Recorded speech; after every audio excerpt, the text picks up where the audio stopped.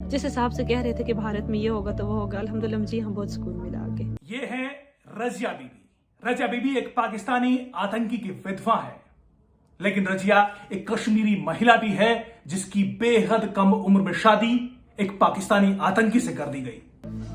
तो पाकिस्तान में जो है सब नाम का ही है कुछ भी नहीं है, कोई इंसानियत नहीं है वहाँ की। इंसानियत मेरे लिहाज में तो नहीं है।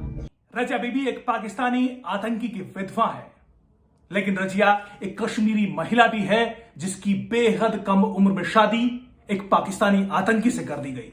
जिसके बाद रजिया एलओसी पार कर पीओजे पहुंची और वहां से पाकिस्तान। यहां पर रजिया ने पाकिस्तान के असली चेहरे को, पाकिस्तान स्पॉन्सर्ड आतंकवाद के असली चेहरे को बेहद करीब से देखा भी और भुगता भी।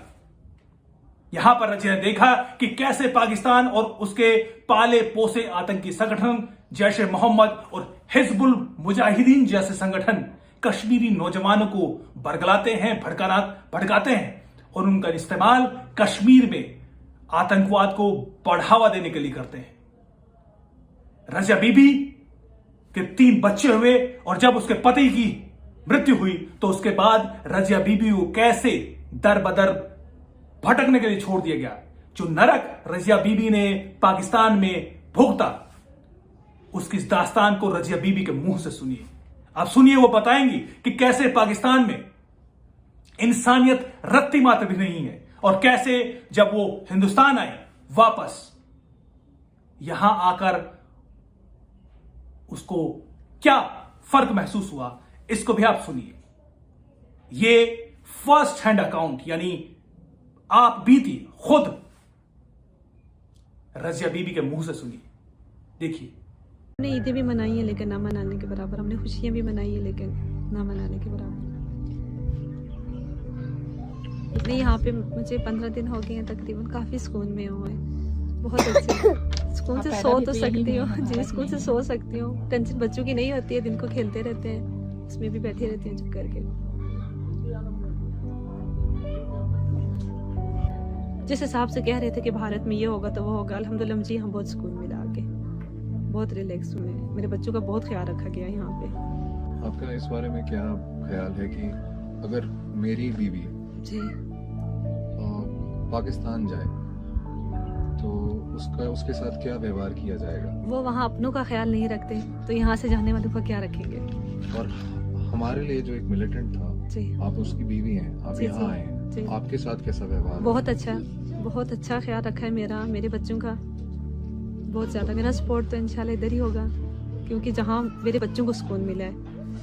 तो पाकिस्तान में जो है सब नाम का ही है कुछ भी नहीं है, कोई इंसानियत नहीं है वहाँ की। इंसानियत मेरे लिहाज में तो नहीं है। मैं यही कहूँगी कि वहाँ की जो तंजीम है वो यहाँ कश्मीर के जो नौजवान हैं अपने इस्लाम का मतलब गलत इस्तेमाल करके, तो इनका भी गलत इस्तेमाल करते हैं नौजवान, सारे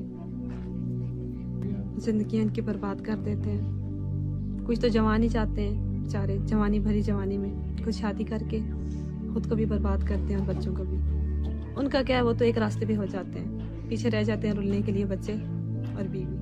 बस मैं अल्लाह ताला से जाहिर है रजिया बीबी को अब ये एहसास है कि पाकिस्तान में इस्लाम का सहारा लेकर कैसे नौजवानों को नरक में झुलसाया जा रहा है और हिंदुस्तान में आकर कैसे उसको नरक से छुटकारा मिला और कैसे अब वो आजाद महसूस कर रही हैं और उनकी जिंदगी में कितना बड़ा बदलाव आया है, ये फर्क रजिया बीबी ने करीब से देखा है।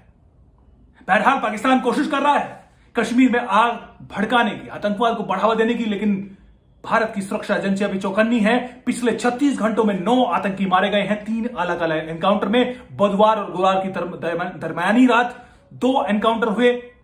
अनंतनाग में 3 आतंकी मारे गए, कुलगाम में 3 आतंकी मारे गए और बीती रात भी श्रीनगर के पंटा चौक पर एक एनकाउंटर हुआ जिसमें आतंकियों ने घात लगाकर हमला किया। सिक्योरिटी एजेंसी की पार्टी पर सुरक्षा बलों ने 3 आतंकियों को मार गिराया, जिसमें पाकिस्तानी आतंकी भी थे। 9 में से 6 आतंकी पाकिस्तानी थे। अब आप अंदाजा लगाइए कि पाकिस्तान कोशिश करता जरूर है लेकिन इसको करारा जवाब जरूर मिलता है। पिछले एक जो साल खत्म होने गए, पिछले एक साल में जम्मू कश्मीर में कुल 171 आतंकी मारे गए हैं, जिनमें से 19 आतंकी पाकिस्तानी थे और बाकी आतंकी लोकल थे, जिनको यहां के आतंकी संगठनों ने, पाकिस्तान स्पॉन्सर्ड आतंकी संगठनों ने यहां के नौजवानों को भड़काया और उनको अपने आतंकी संगठनों में शामिल किया। लेकिन इन तमाम केसेस में एक बात बेहद आम है कि आज किसी नौजवान ने आतंकवाद की राह पकड़ी, अगले कुछ दिनों में, कुछ ही महीनों में उसका एक ही हश्र हुआ, एनकाउंटर में मौत। यही सच है और यही सच आतंकवाद की राह पर जाने वाले हर एक नौजवान को, भटके नौजवान को जरूर देखना चाहिए, उसके परिवारों को देखना चाहिए, उनके परिवारों को रजिया बीबी के इस आप बीती को भी सुनना चाहिए। तब आप सोचिए कि वो किस राह पर है। अभी भी मौका है, वापस लौटिए। नमस्कार।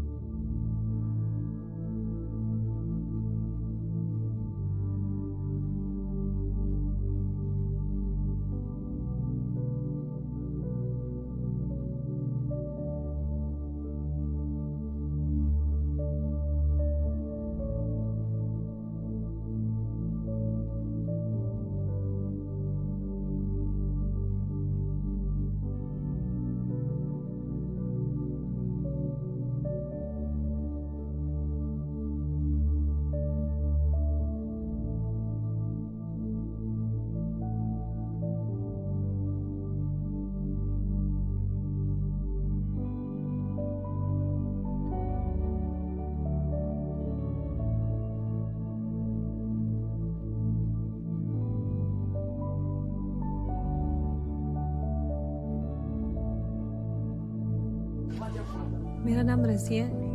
मैं यहीं हिंदुस्तान में पैदा हुई थी। 4 साल की थी जब पापा के साथ गई थी। फिर वहाँ पे शादी होगी मेरी।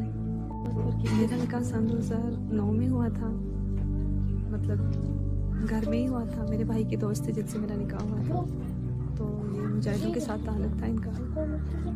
क्या निकाह था? आपको पता था कि आपके शौहर मिलिटेंट के हिस्से हैं? जी बिल्कुल था। आपके कितने बच्चे हैं? मेरे 3 बच्चे हैं। आपके जो शौहर थे वो कौन से तंजीम में से? हिज़्बुल मुजाहिदीन। हिज़्बुल जी। अच्छे थे बहुत। और बताइए। बहुत अच्छे थे, बहुत ज़्यादा ख्याल रखते थे मेरा, बहुत ज़्यादा। लेकिन आगे नसीब ही फिर ऐसे थे। दिन को अगर कहीं जाते थे, दूर का सफ़र भी करते थे, तो रात को वो घर ज़रूर लौटते थे। 12 बजे 1, 2, लेकिन घर वो रात को ज़रूर लौटते थे, कभी बाहर नहीं रहते थे। बच्चों से भी बहुत ज़्यादा करते थे, बेटियों से तो बहुत ही ज़्यादा प्यार करते थे। वो बहुत अच्छे थे के बारे में। तो आपके शौहर जी गुजर गए थे, जी जी। तो उसके बाद तंजीम ने आपकी क्या मदद करी? 30,000 रुपया दिया था, और बस 30,000 दिया था। फिर मंथली देते थे, कभी 10, कभी 12, इससे ऊपर नहीं देते थे। कब तक दिया? आने से 8-9 महीने पहले, तकरीबन 8-9 महीने पहले बंद हो गया था देना। और आपके शौहर 2018 में? जी 18 में हुए थे। तो 2018 में 30,000 रुपये पाकिस्तानी करेंसी, पाकिस्तानी 30,000 रुपया दिया था। और उसके बाद यहाँ 10-12 2020 तक उन्होंने आपको जी 20 तक 10-12 हज़ार महीने का खर्चा देते थे चलाने के लिए जी, जिसमें सिर्फ रेंट और बच्चों की फीस निकलती थी। और आपके बच्चे भी 3 थे? जी 3 बच्चे हैं और मेरे, आपको? तीनों पढ़ने वाले हैं। तीनों की पढ़ने पढ़ाई वाले के खर्चे बहुत ज़्यादा दिन ब दिन बढ़ते जा रहे थे। तो फिर आप तो- कैसे गुजारा करती थी? बस फिर कहीं मांग शांग के, कभी किससे मांगा, कभी किससे कुछ। अम्मी भी मेरे साथ रहती थी, तो वो भी मांग के ही मतलब गुजारा चलाती थी। जो हम दोनों माँ बेटियाँ मांग के ही घर का निज़ाम चलाती थी, बच्चों की पढ़ाई वगैरह भी सब कुछ। मांग के मतलब कैसे? किसी के घर बर्तन वगैरह धो लिए, किसी के कपड़े सिलाई कर लिए, बस इधर उधर से। मुश्किल, बहुत मुश्किल, नहीं होता था गुजारा। यकीन जाने कभी हम भूखे भी रहे हैं, कभी खाते थे, कभी भूखा रहते थे। कोई आपको मदद करने के लिए नहीं, आपके कोई नहीं सामने था। आया? भाई हैं तो वो भी खास अपना नहीं निज़ाम चला सकते थे। आखिर में तो उनका भी निज़ाम काफ़ी दरहम बरहम हो गया था, जिस वजह से हालात बहुत मुश्किल हो गए थे। आपको वहाँ किन किन तकलीफों का सामना करना पड़ा? बहुत सारी तकलीफ़ें होती थी। जैसे? यकीन जाने, घर में अगर एक चीज़ लाते थे तो दूसरी ख़त्म। वो लाते थे तो बिजली का बिल, उसको पे करने के लिए कभी किससे मांगा, कभी किससे मांगा, वो ख़त्म होता था तो गैस का बिल, वो दे देते थे बच्चों की फ़ीस। अब यकीन जाने रातों की नींद नहीं होती थी, बिल्कुल भी नहीं। इतनी टेंशन होती थी कि बस बच्चे भी भूखे रहते रहे, बिना नाश्ते के स्कूल जाते रहे। बस भटकते भटकते दिन गुजरते थे, कभी किधर कभी किधर। साल एक तो हम रहे ठीक, 1 साल पूरा नहीं हुई किसी चीज़ की टेंशन। उसके बाद हमने बहुत मुश्किल हालात गुजारे, बहुत मुश्किल। तो आप इस बात से सहमत हैं कि ये एक ऐसी संस्था है जो आपको मुजाहिद बनाती है जी, और आपके गुजर जाने के बाद आपके परिवार का कुछ समय के लिए ख्याल रखती है, कुछ समय के लिए लगती है और फिर नहीं, फिर छोड़ फिर देती फिर है? छोड़ देती है उसको, क्योंकि ऐसे कि बहुत जैसे परिवार हो कभी जाते जानते ही नहीं थे किसी के। हाँ जी, जी, बच्चों पे भी कोई नहीं, किसी को नहीं, बस बिल्कुल अपने हाल पे छोड़ देते हैं, पराया को। कोई तरस नहीं, जैसे कभी देखा ही ना हो इन लोगों ने हमें, अनदेखा सा कर देते हैं। फिर बच्चे हैं तो ये बस बहुत मुश्किल है। इनकी उम्र इतनी नहीं थी जितने इन्होंने मुश्किलें देखी हैं, बहुत ज्यादा। तो आपने ये कदम कब उठाया कि आप वहाँ से वो छोड़कर पाकिस्तान जैसे ही उन छोड़ें? लोगों ने पैसे बंद किए तो उसके 1-2 महीने के बाद मैंने ये कदम उठाया कि मैंने जाना है। तो फिर रिश्तेदारों ने हेल्प की, कुछ भाइयों ने मांगा, कुछ इधर उधर से हेल्प करके हमने पासपोर्ट वगैरह बनवाए। तो फिर मैं बच्चों को लेके आ गई इधर। कहाँ से आए? हम लोग नेपाल वाली साइड से आए। नेपाल वाली जी। साइड से। फ्लाइट मैंने ली थी इधर से न्यू इस्लामाबाद से कतर, तो कतर से आगे काठमांडू, काठमांडू से आगे काठमांडू से आगे हम आए दिल्ली, दिल्ली से जम्मू, जम्मू से श्रीनगर, और श्रीनगर आके मैंने पापा को कॉल की, उन्होंने टैक्सी वाले से बात की और फिर शहर। फिर मैंने अपने पापा से मुलाकात की, फिर पापा ने इनके दादा दादी को कॉल की कि आपके बच्चे आए हैं, फिर आप आए। तो फिर वो इनको मिलने यहाँ आ गए थे। वहाँ से जब मैं निकली तो सिर्फ मेरे भाई का और मेरा आपस में मतलब रब्ता था, बाकी हमने किसी को नहीं बताया। तो जैसे ही हम श्रीनगर पहुंचे तो फिर मैंने अपने अब्बू को बताया। इनको भी उस दिन पता चला जब मैं श्रीनगर पहुंची। फिर रात को यहाँ पे रहे थे, तो फिर सुबह हम चले गए थे थाने में, तो वहाँ पे काफ़ी बयान वगैरह हुए। 4 दिन में वहाँ रही हूँ, उसके बाद जमानत हुई है तो फिर घर आई हूँ। वहाँ रही हूँ, वहाँ बच्चों का बहुत ख्याल रखा है मेरा। 4 दिन बच्चों का बहुत ज़्यादा ख्याल रखा है। बच्चों के साथ उठना बैठना ऐसे था जैसे हम फैमिली में रह रहे हैं, ऐसे लग ही नहीं रहा था कि हम घर से अलग रह रहे हैं। बच्चों को बाहर से चीज़ें ला के देनी, बच्चों का ख्याल रखना, बातें करना बच्चों के साथ, बहुत ज़्यादा ख्याल रखा है इन 4 दिनों में। बच्चे बहुत खुश हुए यहाँ पे आके। इंडियन आर्मी पुलिस आपने देख ही लिया है? जी जी बिल्कुल, मैं उनका देख के आई हूँ, क्या व्यवहार है उनका मैं आपके रह साथ? के आई हूँ। 4 दिन में रह के आई हूँ वहाँ पे। पहले दिन तो मैं बहुत ज़्यादा रोने लगी थी, मैंने कहा मैं यहाँ कैसे रहूँगी। फिर जब देखा वहाँ का निज़ाम तो यकीन जाने आने का दिल नहीं कर रहा था। बच्चे इतने खुश थे वहाँ पे, कभी नीचे कभी ऊपर, कभी नीचे कभी ऊपर। बस यही कहूँगी कि ये जो है मुजाहिद लेके जाते हैं, फिर वहाँ पे शादियाँ, इनको कोई ख्याल नहीं होता, ज़िंदगियाँ बर्बाद होती हैं। हमने जो हालात गुजारे हैं, मैंने जो हालात गुजारे हैं, यकीन जाने में रातों को जाग जाग के गुजारती थी कि सुबह मैं किधर जाऊँगी, कैसे क्या करूँगी। सोती में बिल्कुल भी नहीं थी, नींदें तो बिल्कुल जैसे थी ही नहीं, हमें सुकून तो बिल्कुल था ही नहीं। बच्चों के सुकून के लिए कभी दिन में किधर भटकते, कभी किधर कभी किधर। इनकी हर ज़रूरत कभी पूरी होती थी, कभी नहीं होती थी। कुछ ईदें ऐसी गुजरी हैं जिन पे इन्होंने कपड़े पहने, जिन पे नहीं पहने। बहुत मुश्किल हालात से हम गुजरे हैं। तो मैं यही कहूँगी कि सोच समझ के हर एक को ये कदम उठाना चाहिए। वहाँ जाके शादियाँ कर लेते हैं, जिंदगियाँ बर्बाद कर देते हैं, नहीं सोचते हैं पीछे रहने वालों का। अब इसके जो मेरे शोहर थे उनको लेकर गए, कम से कम घर बताते हैं तो बंदा चलो जाने से मना करता है, बताते भी नहीं है। बस ये कहते हैं कि हम कहीं लेके जा रहे हैं, 3 से 4 दिन लगेंगे, आप परेशान नहीं होना, नंबर बंद हो गया, अपनी टेंशन नहीं करनी। तो फिर बंदा इसी चीज़ में बैठा रहता है कि बस 3-4 दिन तक वापस आ जाएंगे। फिर तब पता चलता है जब महीने गुजर जाते हैं। मैं यही कहूँगी कि मुजाहिद ना बने कोई भी, बस, क्योंकि जो मुझ पे गुजरी है मैं नहीं चाहती कि किसी और पे गुजरे। मेरे साथ अम्मी का सपोर्ट था, जैसे भी थे बस, लेकिन नहीं, मैं कहती हूँ ना उठाइए कदम। बच्चों पे क्या असर हुआ था उनके पिता का गुजर जाने का? बहुत ज़्यादा सदमा लगा था। हालात ये पढ़ाई पे बिल्कुल नहीं ज़हन लगा सकते थे जब से उनकी हुई थी, बिल्कुल पढ़ाई पे ज़हन नहीं लगा सकते थे। स्कूल से इनके मतलब रोज शिकायतें आती थी कि नहीं सोचते रहते हैं, बैठे रहते हैं पढ़ाई पे। एक तो होता है बच्चे शरारती ना पढ़े, कहते नहीं ये बैठे रहते हैं, ये पढ़ाई नहीं करते, ये सोचते रहते हैं। ये बेटा है तो ये तो उनके जाने के बाद इसका ये हाल हुआ। पहले ठीक ठाक अच्छा भला सब खाना पीने इन्होंने बिल्कुल वो सूरत हाल ही नहीं रही ना, बिल्कुल वो कंडीशन रही नहीं। आपका कोई संदेश है हिजबुल मुजाहिदीन के लिए? यही कहूँगी कि ना बर्बाद किया करें घरों को, नहीं देखते हैं, भेज देते हैं। मेरे तो 3 बच्चे हैं, अब यकीन जाने ऐसे ऐसे लोग भी गए हैं जिनके 11 बच्चे भी होते हैं, 9 भी 8 भी। हमारे साथ से हमने देखे हैं खुद उनके बच्चे। मेरे तो फिर अपना होश संभाल लेते हैं, छोटे छोटे 9 माह के 8 माह के छोटे छोटे को छोड़ के चले जाते हैं। वो उकसाते हैं तो फिर वो भी वापस नहीं देखते कि पीछे हमारे बच्चे हैं, ये कैसे जिएंगे, कैसे पलेंगे। औरत कितना ही करती है, घर का करेगी या बाहर का करेगी। ये निकाल देते हैं, इनको कोई नहीं होता कि पीछे अगर ख्याल रखने वाले हों तो फिर चलो वो बात है। ख्याल तो ये रखते ही नहीं है, बिल्कुल पराया कर देते हैं। साल एक अपना शो दिखाते हैं कि भाई हम बहुत ज्यादा ख्याल रखते हैं, साल के बाद अपने हाल पे छोड़ देते हैं। कोई मरे या जिए इन्हें कोई फर्क नहीं पड़ता। उनके कारण जवानी में अपनी जान दी है, अपने बच्चों को छोड़ के गए हैं। जिन बच्चों के बिना वो खाना नहीं खाते थे वो बच्चे छोड़ के वो गए हैं, अनाज छोड़ के चले गए। वो इनको छोड़ के चले गए हैं। तो उनको आप क्या कहना मैं यही कहूंगी कि किसी और का घर ये ना बर्बाद करे। खुद बैठे होते हैं मजे से अपनी अपनी सीटों में, कोई टेंशन नहीं होती, इनको भेज देते हैं आगे दूसरों को। खुद भी जाए ना, बड़े किस लिए बने हुए हैं ये? कमांडर बने हुए तो अपनी कमांडरी को इस्तेमाल करें, सिर्फ हुक्म चलाने के लिए। आपने आज जाना है, आपने निकलना है, पीछे मुड़ के नहीं देखना कितने बच्चे हैं, क्या है, वो कैसे जिएंगे, कैसे पढ़ाई होगी उनकी। अभी पिछले दिन वहां थी मैं, तो जो शहादत हुई है उसके 11 बच्चे थे, जिन भाई मतलब इतनी काफी उम्र के थे ना, 50 से ऊपर ही थे, तो उनके 11 बच्चे थे। वो बच्चे कैसे रहेंगे? मैं तो चलो कदम उठा के पहुंच आई हूँ, अल्हम्दुलिल्लाह मुझे यहाँ कोई परेशानी नहीं है। मुझे पता है कि ये फैसला मेरा बहुत अच्छा था, आगे भी इंशाल्लाह मेरे लिए ये अच्छा ही साबित होगा। लेकिन वो बच्चे कैसे रहेंगे? बस तो ये हुक्म देते थे भाई आपने निकलना है फलानी तारीख पे, कहते हैं हम आपके बच्चों का ख्याल रखेंगे, आपके बच्चों को कोई तकलीफ नहीं देंगे। जब बीमार होंगे बच्चे तो गाड़ी घर पे आएगी, कोई नहीं। बीमार पड़े रहते हैं, 10-10 दिन भी पड़े रहे, कोई पूछने वाला नहीं है, मुड़कर नहीं देखते। बर्बाद होती है जिंदगी। कई मेरी जैसी हैं, मुझसे छोटी छोटी हैं कई, जिनकी जिंदगी बर्बाद हुई हैं, बच्चों के सहारे बैठी हैं। उस हालत में वापस नहीं आए जिस तरह के ये बच्चे पहले थे। ये बिल्कुल भी ऐसे नहीं थे, बहुत ज्यादा मतलब ठीक ठाक रहने वाले बच्चे थे, हंसते खेलते। जी हंसते खेलते बच्चे थे।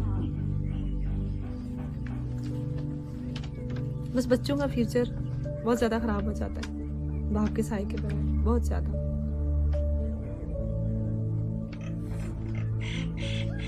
हमने ईदें भी मनाई है लेकिन ना मनाने के बराबर, हमने खुशियां भी मनाई है लेकिन ना मनाने के बराबर। नहीं, यहाँ पे मुझे 15 दिन हो गए हैं तकरीबन, काफी सुकून में हूँ, बहुत अच्छे सुकून से सो तो सकती हूँ जी, सुकून से सो सकती हूँ। टेंशन बच्चों की नहीं होती है, दिन को खेलते रहते हैं, उसमें भी बैठे रहते हैं चुप करके। जिस हिसाब से कह रहे थे कि भारत में ये होगा तो वो होगा, अल्हम्दुलिल्लाह मुझे यहाँ बहुत सुकून मिला आके, बहुत रिलैक्स हूँ मैं। मेरे बच्चों का बहुत ख्याल रखा गया यहाँ पे। आपका इस बारे में क्या ख्याल है कि अगर मेरी बीवी जी पाकिस्तान जाए तो उसके साथ क्या व्यवहार किया जाएगा? वो वहाँ अपनों का ख्याल नहीं रखते तो यहाँ से जाने वालों का क्या रखेंगे? और हमारे लिए जो एक मिलिटेंट था, जी आप उसकी बीवी हैं, आप जी, यहाँ जी, आए हैं, जी। आपके साथ कैसा व्यवहार? बहुत अच्छा ख्याल रखा है मेरा, मेरे बच्चों का बहुत ज्यादा। मेरा सपोर्ट तो इंशाल्लाह इधर ही होगा क्योंकि जहाँ मेरे बच्चों को सुकून मिला है। तो पाकिस्तान में जो है सब नाम का ही है कुछ भी नहीं है, ये इंसानियत कोई इंसानियत नहीं है वहाँ की। इंसानियत मेरे लिहाज में तो नहीं है।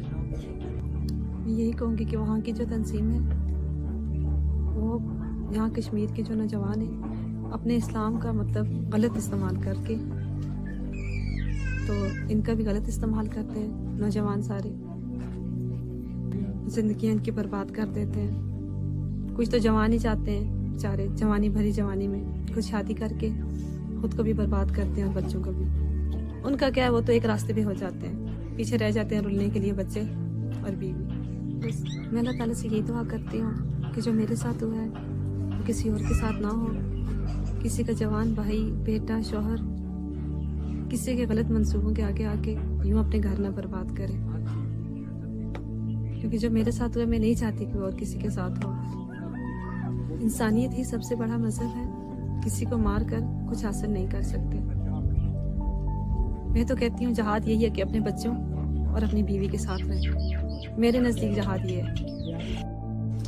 मैं भी एक माँ हूँ, बहन हूँ, बीवी हूँ, तो मैं अपने जैसे सब ख़वातीन से मतलब सबसे यही गुजारिश करूँगी कि अपने बच्चों को अच्छी तालीम दें, अच्छी तरबियत दें, ताकि मेरी तरह और किसी की ज़िंदगी ना तबाह हो। तो मेरा बच्चा रास्ते में भेजना चाहिए। नहीं, कभी भी नहीं। मैं अपने बच्चे को कभी उस रास्ते में नहीं भेजूंगी, कभी भी नहीं। लंबा सफर तय करने के बाद आप जब कश्मीर पहुंचे हैं तो आपका स्वागत है। जी बस आप खुश हैं यहाँ पे? होश ही नहीं था। वो सारे आ रहे थे मिलने जुलने, मुझे कुछ होश ही नहीं था। बच्चे भी बस स्टडी थे। ये घर वापसी माने आप इस बात को जी कि आप घर आए हैं अपने? सब यही कहते हैं कि तुम अपने घर वापस आ गई हो बच्चों को लेके।